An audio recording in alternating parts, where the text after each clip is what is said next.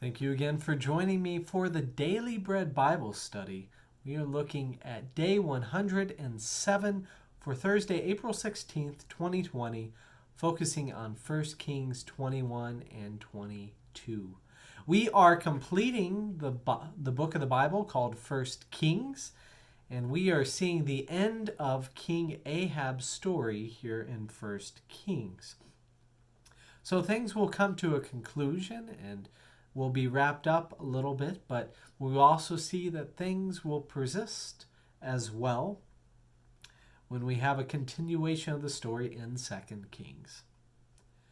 So in 1 Kings 21, King Ahab of Israel worships Baal and is metaphorically married to Baal through his wife Jezebel or Jezebel. Baal and Bel are a very similar word.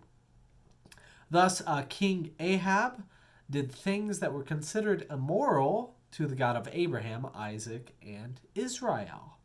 And for his acts, the king is promised death. One of the immoral acts of King Ahab involves coveting his neighbor's vineyard. King Ahab seeks to give money to Naboth in exchange for the vineyard that Naboth owns. Yet the man does not want to give up his ancestral inheritance, as was delegated through the dividing of land in the promised land. So King Ahab becomes obsessed with his property, even becoming depressed over it. Now the king feels powerless. This is ironic. The king feels powerless. Yet his wife Jezebel, right, a representative of Baal, concocts a plan to have Naboth murdered. The morally shifty king agrees, and Jezebel hires two scoundrels to slander the vineyard owner. The lie, Naboth cursed God and the king, in 1 Kings 21:13, that does the work and leads people to stoning Naboth to death. Thus, King Ahab listens to Baal instead of the Lord God. Then the prophet Elijah again brings bad news. In 1 Kings 21:20 through 21, Ahab said to Elijah, "Have you found me, O my enemy?" And Elijah answered, "I have found you, because you have sold yourself to do what is evil in the sight of the Lord. I will bring disaster on you. I will consume you, and I will cut off from Ahab every male, bond or free, in Israel." Ahab hears the words and repents, putting on sackcloth. So God says that he will wait until Ahab dies to bring an end to Ahab's line. In 1 Kings 22, after 3 years of peace with Aram, King Ahab covets the land again. He calls King Jehoshaphat of Judah to fight with him against Aram. Jehoshaphat asks that they inquire first the word of the Lord, and says that in 1 Kings 22:5. Now, reading between the lines, it seems that King Ahab consults his prophets, ones who work for Baal, who focus on Baal, ones who will give the king good answers, ones who might as well ask two scoundrels to murder an innocent man.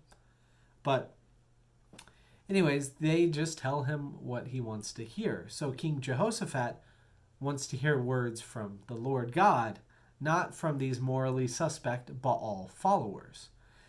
So the king of Israel is hesitant to consult the prophet of the Lord, whose name is Micaiah, saying in 1 Kings 22, verse 8, "I hate him, for he never prophesies anything favorable about me, but only disaster."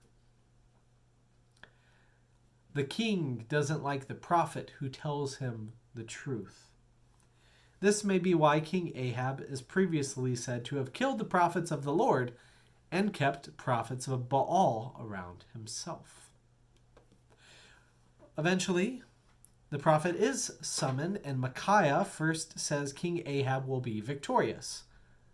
Seeing that Micaiah is not genuine, King Ahab asks for the actual message from God. The prophet Micaiah then reveals the elaborate plan from one of God's servants.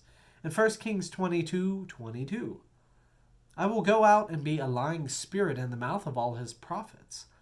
Then the Lord said, you are to entice him, and you shall succeed. Go out and do it. So you see, the Lord has put a lying spirit in the mouth of all of these your prophets. The Lord has decreed disaster for you. There is a brief confrontation between Micaiah and Zedekiah.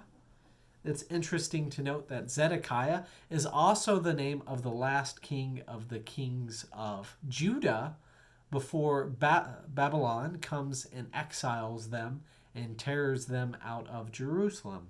They're in 2 Chronicles 36. Now, the accusations against Zedekiah sound similar to the accusations against King Ahab of Israel. This is said of the king Zedekiah of Judah in 2 Chronicles 36. He kept mocking the messengers of God, despising his words, and scoffing at all of his prophets, until the wrath of the Lord against his people became so great that there was no remedy. Moving back to this account with King Ahab, the prophet Micaiah is then imprisoned by Ahab, and King Ahab of Israel and King Jehoshaphat of Judah fight against the Arameans. In battle, trying to be deceptive, King Ahab is actually injured fatally and carted back to Samaria dead. His son Ahaziah will take his place and continue Ahab's idolatry with Baal. King Jehoshaphat survives the battle, and a summary of his faithfulness to God is mentioned, with the notable exception he is not perfect. He does not destroy the high places of other gods. He at least gets rid of the temple prostitutes there. So, there we have the end of 1 Kings. We will pick up this idolatry in 2 Kings and see the destruction of both Israel and Judah coming up then.